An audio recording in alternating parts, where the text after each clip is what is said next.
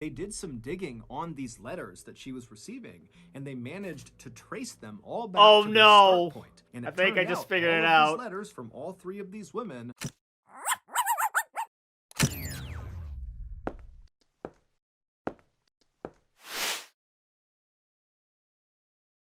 Hey guys, my name's Dan, and today's reaction comes from MrBallen. This is Neighborhood Killer Does the Unthinkable. Now, killing in general is generally unthinkable, but I would take a look at this thumbnail here. He kind of looks like a mad scientist, just being really mad. And I always say the scariest stories are the stories that are actually real, and I have a feeling that I'm just going to be absolutely terrified watching this one. But before we get terrified together, if you enjoy other MrBallen videos, I react to a ton of them for you. And if you want to see future reactions that I do, you can go right below this video, click that like button, the subscribe button, and ring the notification bell, because I'm going to let you see past, present, and future reactions that I do, but also helps with the algorithm, helps to grow more eyes on my channel. Speaking of eyes on channels, going over and support MrBallen if you haven't already. I'll leave a link to that along with many other things down in the description. Without any further ado, let's go. Our stories typically have really big plot twists at the end, and Sure. today's story is no different. However, the plot twist today is so unexpected, so abrupt, so shocking, so horrifying that I thought it would be interesting if you all tried to guess the ending as you're watching it, and you put your guesses in the comments section, and then we'll see if anybody comes even remotely close to what the ending actually is. I gotta be honest, I don't think anybody is gonna guess this one. But before we get into that story, if you're a fan of the strange, dark, and mysterious delivered in story format, then you've come to the right place, because that's all we do, and we upload once a week. So, if that's of interest to you, please change the 4th song on the like button's sleep playlist to the loudest heavy metal death music you can possibly find. Also, please subscribe to our channel and turn on all notifications so you don't miss any of our weekly uploads. Okay, let's get into today's story. Yeah, so my original theory is going off of the thumbnail where it's like there's some mad scientist, like he's trying to experiment on people. Oh, the curse. Okay, so maybe it's not that at all. In the late summer of 1930, Raphael Pansardi and his wife Leonarda Cianciulli moved with their 4 young kids to a little town in northern Italy called Correggio.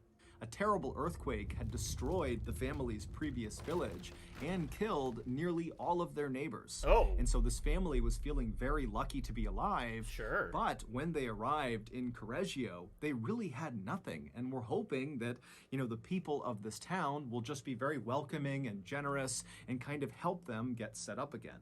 And the people of this town did exactly that. Correggio was this beautiful place inside of a fertile valley where people lived in these cottages surrounded by rice fields and mulberry trees. And the people who lived there were very tight-knit and looked after each other and cooked for each other and had parties together. I mean, this was a real community. And so when Raphael and Leonarda arrived, the townspeople immediately found them this cute little cottage by a stream with a whitewashed front door and a beautiful stone hearth for cooking, and there was an attached storefront on this cottage that they were giving them. And then on top of that, once the family had moved in, the family's new neighbors helped get Raphael a job, and they also helped Leonarda set up the attached storefront that was part of their cottage so she could sell her homemade soap bars out of this shop. And so very quickly, the family just completely fell in love with Correggio, especially 36-year-old Leonarda. Losing her home and her previous neighbors in that terrible earthquake had been a tragedy on epic scale, but it was far from the first tragedy that Leonarda had been forced to live through. Oh dear. Leonarda had been born into poverty. Her mother had actually come from a very wealthy family, but they had cut Leonarda's mom off when she became pregnant with Leonarda. And so when Leonarda's mom gave birth to her, she blamed Leonarda for their poverty and all of their problems, and so beat her relentlessly. Oh, God! On top of that, Leonarda's father died when she was very young, and so she was stuck at home being abused constantly by her mother. When Leonarda was 21, she met Raphael and fell in love with him, and he was a very kind and gentle man. He really made a very strong first impression on anyone who met him. But when Leonarda went to her mother and introduced Raphael to her and said, "I'm going to marry this man, I love him," her mother flew into a rage and then literally cursed Leonarda. she actually out loud muttered the spell and then told Leonarda that because of the spell, Leonarda would have evil following her forever. That's now, of terrible. course, Leonarda was very used to her mother's terrible behavior, and so she did not actually think she was at risk of this curse affecting her life in any way.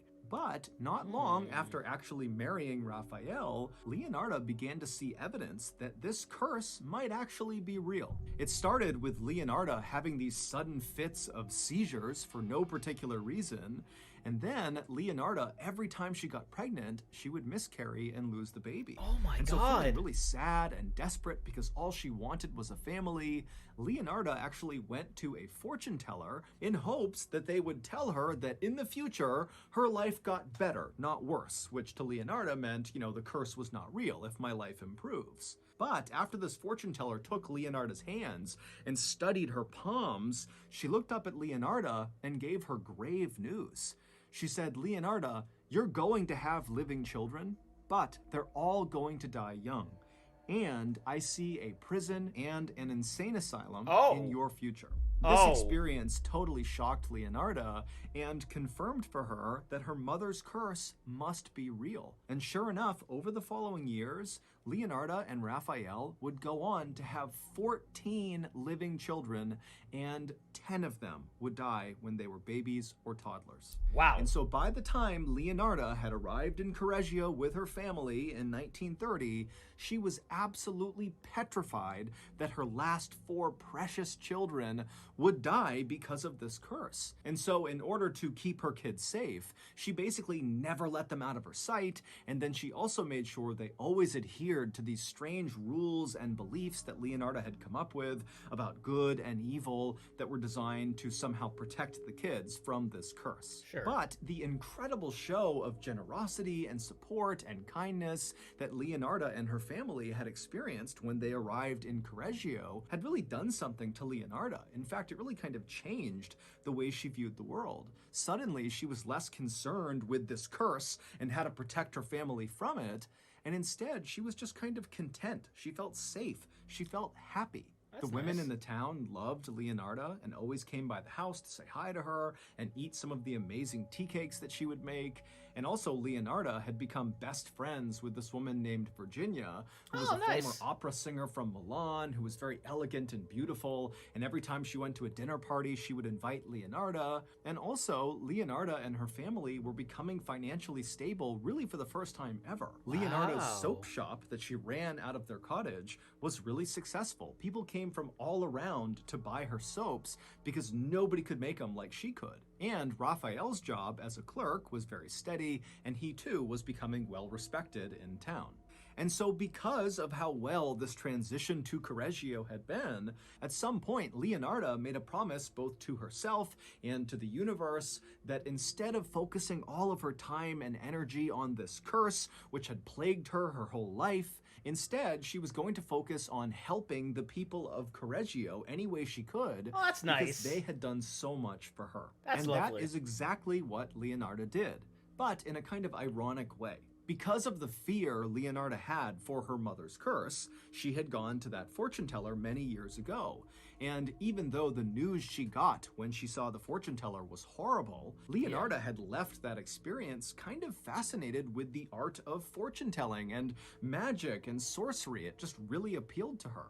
And so now that Leonarda was running this very successful soap shop out of her house, there were all these people coming from far and wide that would ask to barter for her soaps. Bartering is like trading one item for another item versus paying for something outright with money. And so Leonarda began bartering with these travelers whenever they had books about fortune telling, about magic, about sorcery, about how to make potions, about the occult. And after reading through all of these books and learning as much as she could, Leonarda, in addition to selling her soaps, began offering fortune telling services to the people of Correggio.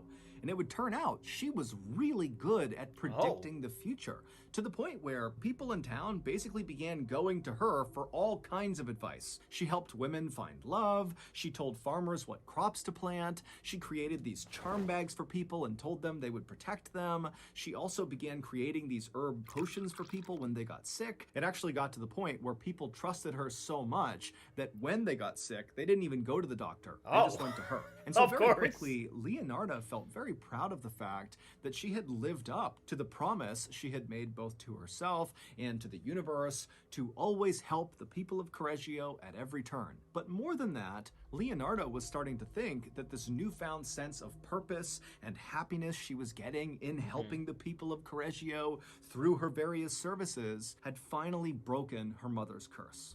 By 1939, Leonarda and her family had been living in Correggio very happily for almost 10 years, and at the time, Leonarda's oldest son, Giuseppe, was 17 years old. Giuseppe was tall, he was handsome, he had dark hair, he had dark eyes, and all the girls loved him. And Giuseppe and Leonarda had always had a very close relationship. Every day, Giuseppe would come home and he and his mom would sit in the kitchen and they would chat for a while and eat some of her tea cakes. Oh, that's nice. But now, in 1939, when Giuseppe was 17, he started to act a little bit different. He would come home and instead of going into the kitchen to sit with Leonarda, he would just go straight to his room and shut the door. And when Leonarda or Raphael would ask him, hey, is everything okay? Giuseppe would get very defensive and say he was fine and to please just leave me alone. But to Leonarda, it seemed really obvious that her son was not fine, and she thought, maybe he has some sort of secret he's keeping, and that's what's making him act this way. He's hurting on the inside, but he can't share it with the world. But Leonarda had no idea what this secret might be. And then one day, late that same year, Leonarda was walking through town when one of her neighbors came up to her and said, hey, are you aware that your son, Giuseppe, has signed up for the military and he's leaving for training in just a few months? Oh my. Leonarda had not heard about this. People were talking a lot about World War II, which had just started around this time. Oh, yeah. Leonarda had never considered that her precious son would go off to fight in that war. But now, Leonarda realized that Giuseppe's recent strange behavior suddenly made sense. This was the secret he was keeping. He had joined the military, and he hadn't told his family. Leonarda turned around and went straight home. She went right into her bedroom, shut the door, and she just sobbed. To her, it felt like her mother's curse was back, and now her precious son was going to go off into the war and he was going to die, unless she found a way to combat this evil that was now following her again.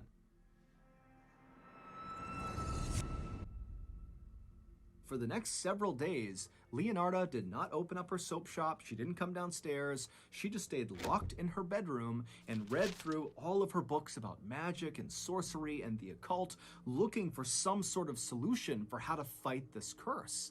And finally, she figured out what she had to do. She read that if she gave something beautiful to the universe would reward her. And in Leonarda's mind, that reward would be sparing her son. And so Leonarda decided that the most beautiful thing she could offer the universe would be to help the people of Correggio, which she was already doing, but in her mind, she thought she could really ramp up her efforts and really try to change people's lives. And she thought if she could do that, the universe was sure to notice and it would save her son's life. Leonarda decided that the first person she would really go above and beyond to help inside of Correggio was a woman named Faustina. Faustina, who was in her 70s, was desperate to get married, but to many people in town, including Leonarda, she seemed kind of beyond help.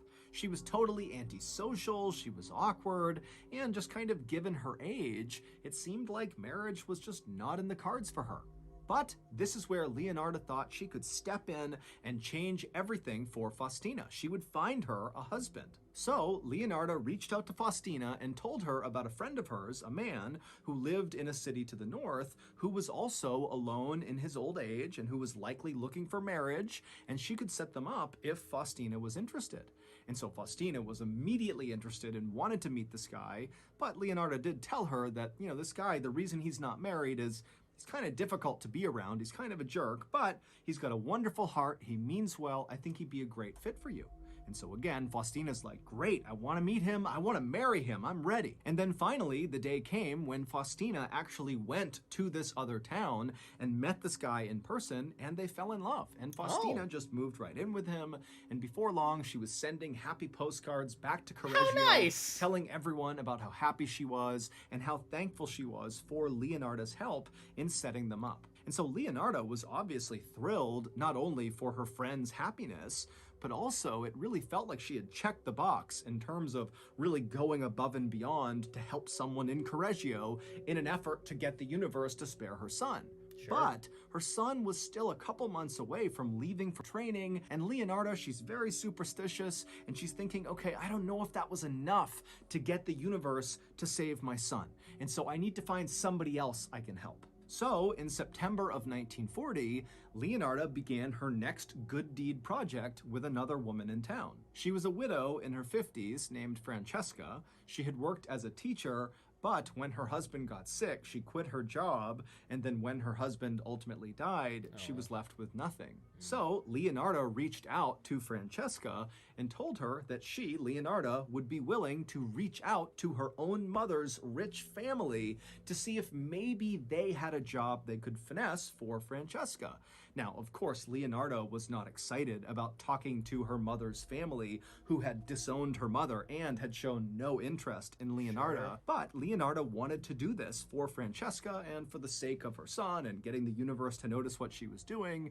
And so sure enough, Leonardo would reach out to her mother's family, and they were remarkably open to the idea, and they got a job for Francesca in Switzerland. And so eventually, Francesca jetted off to Switzerland, and then a couple of days later, she was sending postcards back to Correggio saying how happy she was and how thankful she was for Leonardo's help. And so again, Leonardo was so happy about this outcome, both because she cared about Francesca and also because this was yet another kind of check in the box of her good deeds that the universe was going to notice that in turn would save her son. But again, after Francesca didn't need any more help, Leonardo found herself looking at her son, who was getting closer and closer to leaving for training, and she would think to herself, have I done enough to protect him? Have I really stopped this curse from killing him after he leaves? And Leonardo eventually decided that no, she had not done enough. She needed to do at least one more really big good deed for someone in this town. And who better to help than her best friend, Virginia,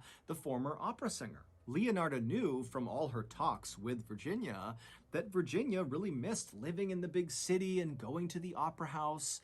And so Leonardo reached out to Virginia and said, you know what? I can reach out to my mother's rich family and maybe they can find a job for you in a big city if you're interested. And so Virginia was like, wow, yes, I would love that. That's an amazing opportunity.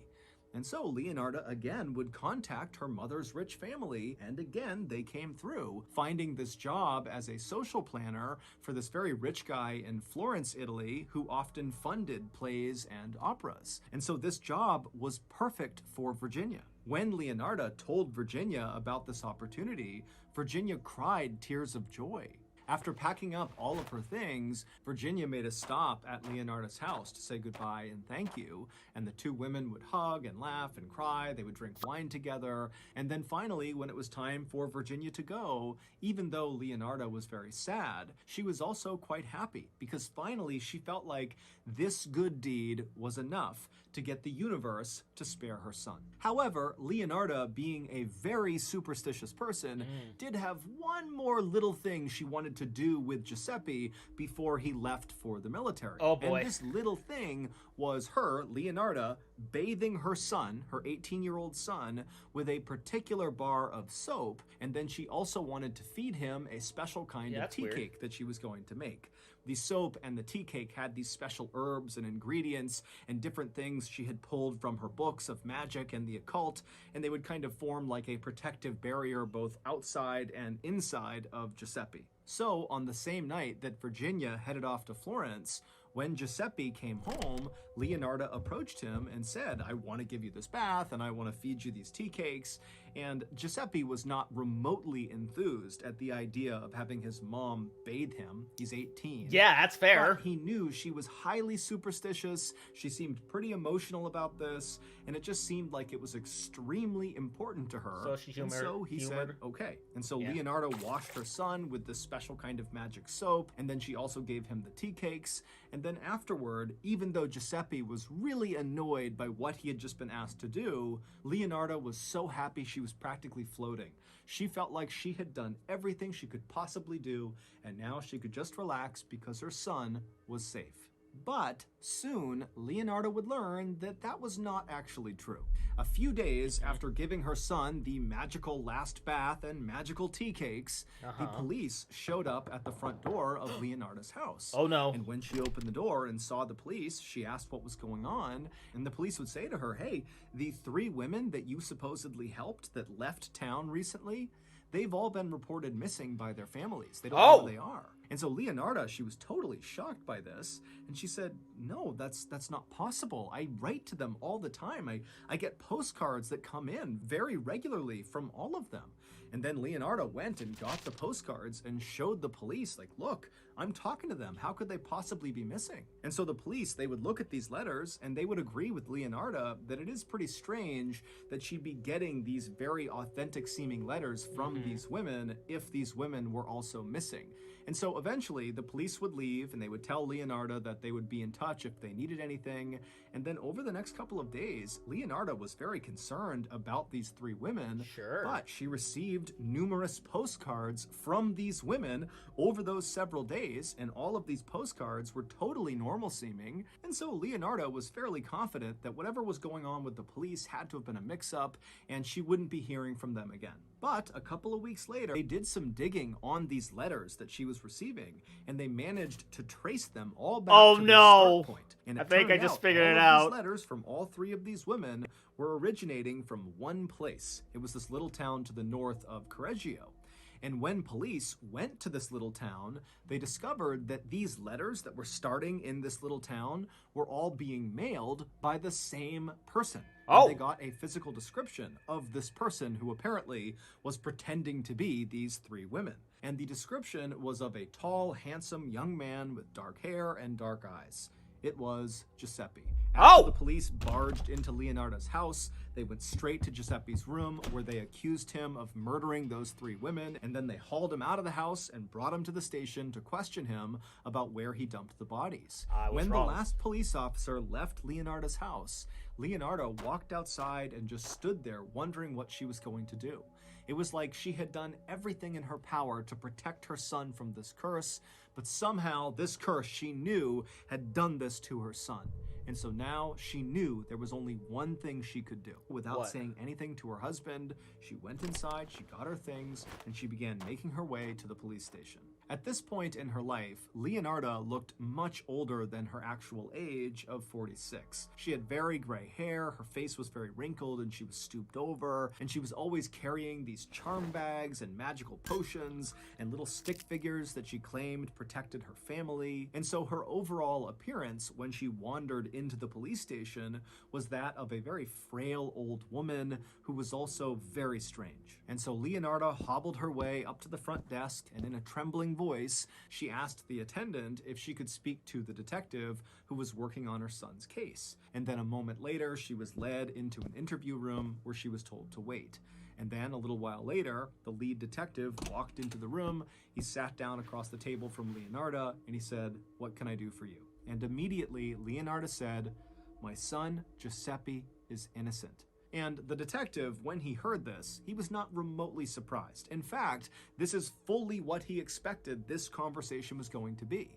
He knew Leonardo loved her son very much, and of course she was going to say he was innocent. This is what parents typically did in cases like this. But the detective decided he wouldn't try to stop her. He would just let this very distraught mother kind of talk for a bit. He would tell her that he would follow up on whatever she was saying, and then he would drive her back home. But this detective was not expecting the things that would come out of Leonardo's mouth over the next couple of hours. In fact, her story about why Giuseppe was innocent was so shocking and so bizarre that the detective outright said, "I don't believe you. I don't believe this. This can't be true." And then other officers were called in to listen to her story to see if they believed it. And they too said, "This doesn't seem real." But the police would follow up on the details she gave, and it all checked out. It would turn out, back in late 1939, on the day that Faustina, the first woman that Leonardo pledged to help in order to get the universe to save her son, when Faustina was set to go north and meet her future husband, Faustina stopped by Leonardo's house to say bye. And when she was in Leonardo's house, something very unexpected happened. What? When Faustina walked into Leonardo's kitchen where Leonardo was, Faustina was so excited about meeting her potential future husband that her hands were shaking and she was smiling ear to ear. And so Leonardo said to Faustina, "Hey, you need to calm down." And so she handed Faustina a glass of wine. And so Faustina took the wine and she had a couple of sips of wine, and right away Faustina started feeling dizzy, and before long she was grabbing the table just to keep from falling over. It would turn out the wine was poisoned by Leonardo, and so Faustina, she's kind of looking up at That's what I was thinking. and Leonardo is looking down at her, and she's got an axe in one of her hands. And she says to Faustina, "I'm so sorry." And then she winds up and she strikes Faustina in the chest with the axe and lodges it in her chest. And so she lets go of it, expecting Faustina to die. She doesn't. Faustina's just standing there with an axe in her chest. And so Leonardo grabbed the handle of the axe, she pulled it out of her chest, and then began wailing on her head over and over and over again. And she did that to everybody Faustina else. did fall to the ground dead. Then Leonardo lit a fire under her big metal pot on the stove, and then she cut Faustina's body into 9 pieces. She drained the blood out of the body into a bucket, and then she chucked those 9 pieces into the pot on the stove and began to mix them with caustic soda, which is a powerful dissolving agent that's used to make soap. And then she boiled the ingredients, the body parts, and this caustic soda for hours. Oh my God! Her body slowly turned into this horrible black mush inside of this pot, and Leonardo was watching this the whole time, and she just had a look of total disappointment as this was happening. And then at some point, she just took the pot off the stove and dumped the ingredients, Faustina's body, down the septic tank. And then Leonardo waited for Faustina's blood that she had dumped out to coagulate, which means it became semi-solid. And then she heated it up in the oven and then ground it into flour. And she would use that flour to make tea cakes, which she fed to her friends the next day, as well as her son, Giuseppe. What? Leonardo also asked her son to mail some letters for her from the little town to the north where Faustina had supposedly gone. These letters, of course, were written by Leonardo, pretending to be Faustina to give the impression that she was still alive and well. And Giuseppe, when he was told to go mail these letters, didn't think anything of it. He was used to doing errands for his mom. Even though Leonardo basically got away with killing Faustina, her plan for Faustina had not really gone the way Leonardo had hoped. When she boiled Faustina's chopped up body parts and this caustic soda, they didn't really mix the way she wanted them to. Leonardo was convinced that the reason for this is because Faustina was too skinny, and so there wasn't enough fat on her body for the mix to be perfect. So Leonardo had come up with another elaborate story, this time for another woman, Francesca, about that job in Switzerland she got through her mother's rich family. Of course, none of that was true, and when Francesca came by Leonardo's house to say goodbye to her, she was offered a glass of poisoned wine, and after she sipped from it, she became dizzy, and then Leonardo showed up with an axe and hacked Francesca to death. But again, when the body parts and the caustic soda were in the pot on the stove boiling together, they were still not coming together the way Leonardo wanted. And so again, Leonardo, with a look of disgust, just dumped the pot down the septic tank and wound up making tea cakes from Francesca's blood. Then the next day, she fed those tea cakes to her friends, as well as Giuseppe, and she also asked Giuseppe to send a few more letters from up north. These letters were, of course, from Francesca. Still feeling totally unsatisfied with how the last 2 killings had gone, Leonardo moved on to her third target, her best friend, Virginia. And this time, when Virginia came by Leonardo's house to say goodbye, everything went to plan. Leonardo was able to poison Virginia, she killed her with the axe, she chopped her up, she put her in the pot, and this time the 9 chunks of her body mixed beautifully with the caustic soda. And so after adding a few fine perfumes into the pot, Leonardo was finally able to create the thing that she had not been able to create with the other 2 women's bodies. And that was a beautiful, rich, creamy bar of soap. Oh. She also, again, made tea cakes from Virginia's blood. That night, when Giuseppe came home, Leonardo demanded that she be allowed to bathe him with her magic soap, i.e. the soap made from Virginia's body. And so she did that. She scrubbed him with Virginia's body soap. And then while she was doing that, she fed him the tea cakes that were made from Virginia's blood. Oh. It would turn out Leonardo did in fact believe that in order to save her son from this curse, she would need to give something beautiful to the universe. And at first, she really had believed that the way to do that was by helping the people of Correggio above and beyond anything she had ever done before. But at some point during her interactions with Faustina, the first woman, Leonardo had decided that, you know what, that wasn't enough. She really needed to make sure that her son was going to be safe. And so the only way really that Leonardo could guarantee her son would be safe would be if she actually took a life and gave that back to the universe. That would save her son. The reason Leonardo wound up taking 3 lives and not just 1 life is because she also decided that as an extra protective measure, she wanted to make sure that she actually bathed her son, literally, in the body parts and kind of essence of the life she had taken. And so that's where the idea of the soap came in. However, the first 2 women, their body parts didn't mix right, and so she couldn't turn them into soap. But then Virginia came along, and her body did mix with the caustic soda, and so Leonardo was able to make her soap. She was able to bathe her son with Virginia's body and feed him Virginia's blood. And so in Leonardo's mind, she had done everything she could to protect her son at that point.